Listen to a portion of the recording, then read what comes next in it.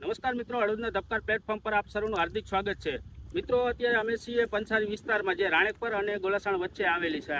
અને પંસારી વિસ્તારમાં ઘણી બધી વાડીઓ આવેલી છે. ત્યાં આમ જોઈ તો આ રાણેકપરની સીમ વિસ્તાર જ કહી શકાય.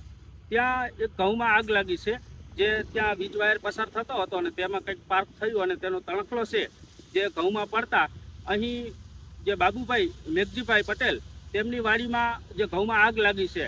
અંદાજે 30 વીઘા જેટલા જે ઘઉં છે જે બળીને ખાક થઈ ગયા છે. આજુબાજુમાંથી લોકો દોડ્યા અને જે ઘણા બધા ઘઉં છે એ તો બચાવી લેવામાં આવ્યા છે, પરંતુ હાલ તો 30 વીઘા જેટલા ઘઉં છે જે બળીને ખાક થયા છે. બાબુભાઈ આપણી સાથે છે, તેમની સાથે વાતચીત કરશું. આખો બનાવ શું બન્યો હતો? તો ઘરે જ હતો, જમવા ગયો હતો અને જમીન વાડીએથી ભાઈનો ફોન આવ્યો ભાગ્યાનો 12:30 કે ભાઈ ઘઉંમાં આગ લાગી ગઈ. એટલે મેં તરત જ આવીને જોયું તો આ બધું સળગી ગયું હતું.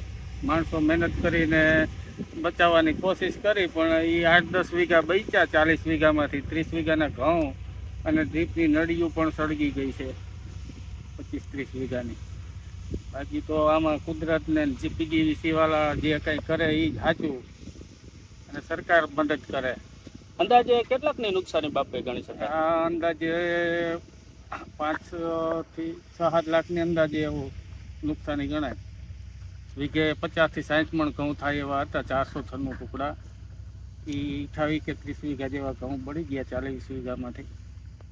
આ ઘઉં કંઈક કાઢવાના હતા અને કટર બોલાવવાના. આજે કટર આવવાનું જ હતું. કાલે બપોરે 12 વાગે આ બનાવ બન્યો, 12:30. અને પીજીવીસી વાળાએ આવીને સર્વે કરી ગયા છે. પણ ખેડૂતને મારી નમ્ર વિનંતી છે કે ભાઈ આ અત્યારના ટાઈમમાં થોડાક કાચા હોય તો એ ઘઉં કાઢી લેવા જોઈએ, બરોબર. તો ખાસ બાબુભાઈએ જણાવ્યું પ્રમાણે, અને ખાસ અમે પણ ખેડૂતોને અપીલ કરી રહ્યા છીએ કે જ્યાં તમારા ઘઉં હોય છે તેના ઉપર ક્યાંય તાર નીકળતા હોય તો એવી જગ્યાએ વીઘો 1.5 વીઘામાં ઘઉં છે જે વાઢી લેવા, જેથી કરીને ક્યાંક તણખલો પડે તો એ તમારા પાકમાં ન પહોંચે. અને તાપમાન ને તડકો અને ઉનાળાનો સિઝન ચાલુ થઈ ગઈ છે, તે જોતા ખેડૂતો પણ ક્યાંક સજાગ રહે. અને ખાસ કરી અને અત્યારે તો આ ખેડૂતને જે છે તે મોએ આવેલો કોળિયો સીનવાયો છે. માત્ર એક જ દિવસની વાર હતી. કટર આજે બોલાવવાના હતા, ગઈકાલે ઘઉં સળગ્યા હતા, અને આજે કટર બોલાવવાના હતા. એક દિવસના ફેરે ખેડૂતને 30 વીઘાના ઘઉં બળીને ખાક થઈ ગયા છે.